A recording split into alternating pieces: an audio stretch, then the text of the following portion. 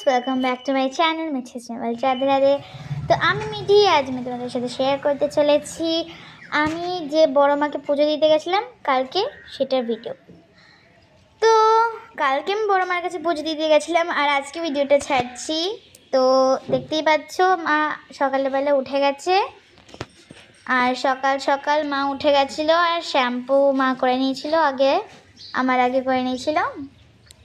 আর এই দেখো সকালের ওয়েদারটা কেমন। আর এই দেখো এখন আমরা সবাই শ্যাম্পু করে কিন্তু চলে এসেছি রেডি হওয়ার জন্য। আর পাপা আগেই রেডি হয়ে গেছিলো আর আমি এখন রেডি হয়ে গেছি, কিন্তু জাস্ট আমার মেকআপটা বাকি আছে, এর জন্য মেকআপটা করছি।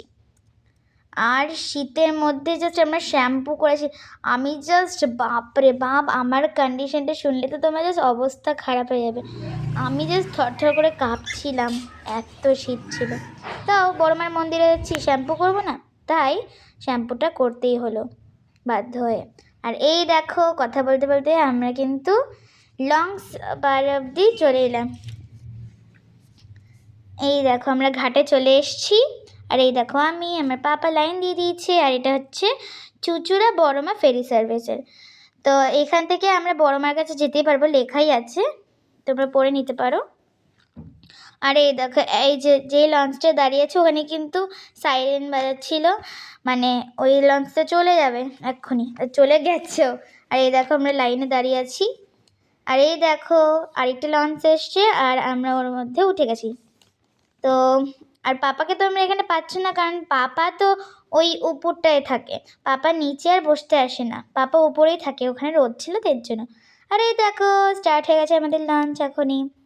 আর আমার কিন্তু খুবই মজা হয়েছিল লঞ্চে যাওয়ার সময়। তো চলো এখান থেকে যেতে যেতে মায়ের টেম্পেলে তো তোমাদেরকে একটা আমি শিব ঠাকুর আর মা কালীকে নিয়ে একটা গান শুনিয়ে দিই। আহা শিব ঠাকুরের গলায় দোলে বইচি ফলের মালিকা, শিব ঠাকুরের গলায় দোলে বইচি ফলের মালিকা, ওরে গলায় দড়ি কে পরালো, গলায় দড়ি কে পরালো, বল না গৌরী বালিকা, শিব ঠাকুরের গলায় দোলে বইচি ফলের মালিকা, শিব ঠাকুরের গলায় দোলে বইচি ফলের মালিকা। আকন্দ ফুল বেষ্ট ছিল কর্ণে মনোহর, ধুতর ফুল এনে দিল নন্দী অনুচর, আকন্দ ফুল বেষ্ট ছিল কর্ণে মনোহর, ধুতর ফুল এনে দিল নন্দী অনুচর, তাই দিন নয়নে দেখেন ভোলা সামনে দেবী কালিকা, বল না গৌরী বালিকা, শিব ঠাকুরের গলায় দোলে বইচি ফলের মালিকা, শিব ঠাকুরের গলায় দোলে বইচি ফলের মালিকা।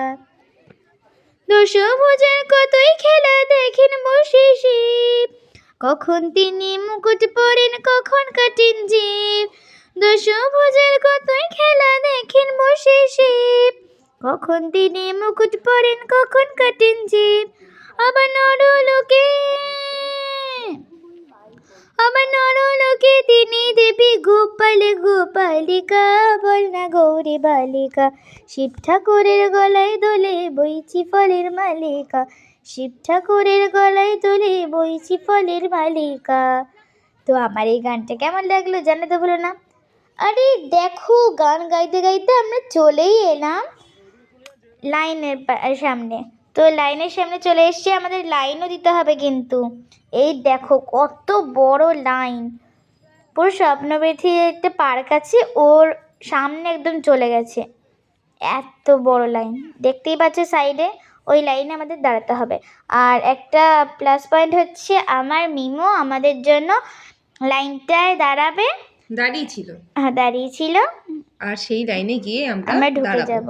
হ্যাঁ, কিন্তু হলে কি হবে, স্বপ্নবিথী পার্ক পুরো পার হয়ে গেছে, তারপর আবার গঙ্গার একটা ঘাট ছিল, সেই ঘাট পার হয়ে তারপরে আমরা সেই লাইনে গিয়ে দাঁড়ালাম। অনেক বড় লাইন ছিল, আর লাইনটা তো তোমরা দেখতেই পারলে। লাইনটা মানে আমি হেঁটে হেঁটে যাচ্ছিলাম লাইনটা, আর সে তোমাদের ভিডিও করে রাখলাম যাতে তোমরা দেখতে পারো কত বড় লাইনটা ছিল।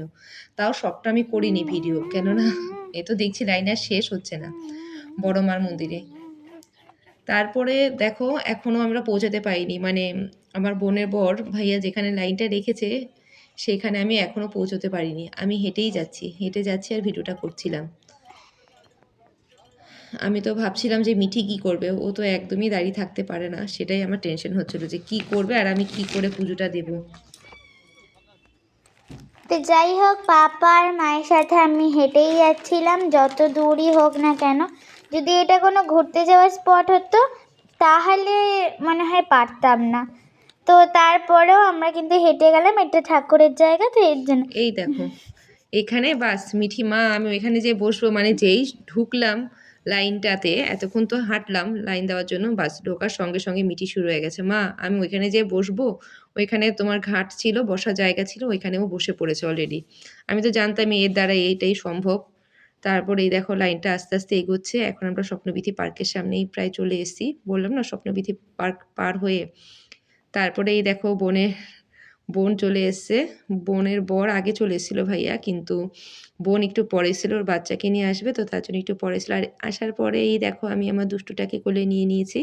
আর এদিকে দেখলে তো দণ্ডি খাচ্ছিলো, যে অনেকেই দণ্ডি খাচ্ছিলো তখন মায়ের উদ্দেশ্যে, ওই দেখো। বাস এবার আমরা ভিতরে ঢুকে পড়েছি মন্দিরের ভিতরে। আর মন্দিরের ভিতরে কিন্তু জিগজ্যাগ ছিল লাইন, মানে সেই জন্য অনেকটা তাড়াতাড়ি হয়ে গেছে জানো তো, মানে এই লাইনটা খুব ভালো করেছে। আর আমরা তো বাড়ি থেকে ভেবেইছিলাম, মানে মিঠির পাপা আমাকে বলছিল যে তুমি এত দেরিতে 9:30টার দিকে বাড়ি থেকে বেরোছো, তোমার আজকে পুজো দিতে যেতে 9টা বাজবে, এই তাও 4টা বাজবে। কিন্তু 4টা আমরা, আমাদের বাজেনি, আমাদের আমরা 1টা বেজেছিল, হ্যাঁ 1টার মধ্যে আর পুজো দিয়ে তাও ফেলেছি। আর কিন্তু এই আমরা, দেখো বহু প্রত্যাশিত বড় মাকে দেখে নাও, তোমরা দেখতে পেরেছো বড় মা? এই দেখো আমি তোমাদের জন্য যেটুকু পেরেছি বড় মার জন্য, বড় মার ভিডিও করে এনেছি, তোমরা সবাই দেখো। তোমরা সবাই দর্শন করে নাও, যারা যারা যাওনি তারা তারা এখন দর্শন করে নাও, পড়ে যেও, এখন দর্শন করে নাও। জয় বড় মা জয়। তো চলো একটু ছোট্ট করে একটা গান শুনিয়ে দিই। নৈহাটির বড় মা শুধু নৈহাটির নয়, বিশ্বজোড়া তার যে নাম, জয় বড় মার জয়, বলো জয় বড় মার জয়, বলো জয় বড় মার জয়। নৈহাটির বড় মা শুধু নৈহাটির নয়, বিশ্বজোড়া তার যে নাম, জয় বড় মার জয়, বলো জয় বড় মার জয়, বলো জয় বড় মার জয়, বলো জয় বড় মার জয়, বলো জয় বড় মার জয়। তো দেখো আমরা গান করতে করতে কিন্তু এখন দিদুন বাড়িতে চলে এসছি, আমার মামা বাড়িতে। আর এই দেখো আরেকটা বড় মার এখানে ফটো লাগানো ছিল, ওটা দর্শন করে নাও। আর এই দেখো এখানে বাচ্চাদের মতন মিমি আর আমি চিপস খেয়ে নিচ্ছিলাম। আর তারপর দিদুন দিয়েছিল আমাকে ধনেপাতার বড়া। আর আজকে খাবারের মধ্যে কি কি ছিল? আজকে খাবারের মধ্যে ছিল হচ্ছে কলিফ্লাওয়ার আলুর তরকারি, না কলিফ্লাওয়ার আর মানে ফুলকপি রোস্ট ছিল, আর হচ্ছে বেগুনি ছিল, তারপরে ধনেপাতার বড়া ছিল, পোলাও ছিল, কেননা আজকে তো নিরামিষ শনিবার একেতে, তার উপর আবার বড় মার কাছে পুজো দিয়ে এসেছি। আর এদিকে মা এবার খাওয়ার পরে সব কিছু গুছিয়ে রাখছে। আর এই দেখো আমার টুকলু ভাইতু। এখানে খাওয়ার পরে আমরা সবাই মিলে গল্প করছিলাম, বাবা রয়েছে, ভাইয়া রয়েছে, সবাই মিলে গল্প করছিলাম। আর এই তো বেরিয়েও পড়বো আমরা, তাই সবাই মিলে একটু খাওয়ার পরে গল্প টল্প করে নিচ্ছি। আর মাম্মামকে ওর মিমি একটা ডায়েরি দিল, কেননা ওর লেখা ডায়েরিটা আর শেষ হয়ে গেছিলো। আর এদিকে ঠাকুরকে দর্শন করে নাও, আমার বাপের বাড়িতে ঠাকুর রাধা কৃষ্ণ সব রয়েছে। বাস এবার আমরা আবার বাড়ির উদ্দেশ্যে রওনা দিচ্ছি, আজকের মতো পুজো দেওয়া হয়ে গেল। আর হচ্ছে এইদিকে এই দেখো এটা শ্যামাকালী, পৌষকালী আছে এখানে, পৌষ মাসে এই কালীমার পুজো হয়। তারপরে এই দেখো আমাদের এখন আমরা লঞ্চঘাট পার হবো, এই দেখো বড়মার মন্দিরে, মানে তখন আমরা পুজো দিয়েছিলাম তখন ভিড় ছিল, আর এখনও দেখো ভিড় সেম বজায় রয়েছে, এখনও প্রচুর ভিড়, দেখো তোমরা দেখতে থাকো। আর এখানে মাম্মা মেশে তখন একটা চাবি রিং পছন্দ করে গেছে, সেই চাবি রিংটা এখন সে কিনবে। চাবি রিং কেনার আগে তার আবার একটা প্যান্ট পছন্দ হয়েছে, সেই প্যান্টও কিনে নিয়েছে, তোমরা ভিডিওতে দেখতে পারবে কি প্যান্ট সে কিনেছে। আর এই দেখো ভিড় তখনও। আর এই সোয়েটারটা আমি আমার মায়ের পরে নিয়েছি, কেননা সবাই আমরা মাম্মাম পরে নিয়েছি ওর মিমির সোয়েটার, ওর পাপার মানে যে গেঞ্জিটা পরেছে তার নিচে পাপার একটা, আমার বাবার একটা গেঞ্জি পরেছে, কেননা এখন বাইকে করে যেতে হবে, প্রচুর ঠান্ডা। আর এখন আমরা এই দেখো লঞ্চে উঠে গেছি, এখন আমরা লংস পার হব, তারপরে বাইকে করে আসবো। আর এই দেখো চন্দননগর স্ট্যান্ড, দেখে নাও তোমরা। আমাদের অতটা শীত লাগছিল না, কেননা সবাই প্রোটেকশন নিয়েই চলে এসেছিলাম। দেখো চন্দননগর স্ট্যান্ডটা দেখো কি সুন্দর লাগছে। আর আমার হাতে আর মুখে কিন্তু খুবই ঠান্ডা লাগছিল, কারণ আমি তো মাস্ক পরিনি, যদি মাস্ক পরতাম তাহলে একটু কম ঠান্ডা লাগতো। আর এই আর ওর দেখো সক্সটা ছিল, কিন্তু সক্সটা ও আমার ব্যাগের ভেতরে ঢুকিয়ে নিয়ে চলে এসেছে, সক্সটা পরেনি। আর আমি তো আমার মার সক্স পরে চলে এসেছি, আমার অতটা ঠান্ডা লাগছে না। আর এই শীতের মধ্যে সক্স পরলে অনেকটাই উপকার, কিন্তু মাম্মাম সক্সটা না পরেই চলে এসেছে। এই দেখো স্ট্যান্ডে কিন্তু সব সময় ভিড়, মানে রোজ ভিড়। আর কালকে শনিবার ছিল, শনিবার তো অনেকেরই ছুটি, তাই এ দেখো জোড়াঘাট, দেখেছো কত।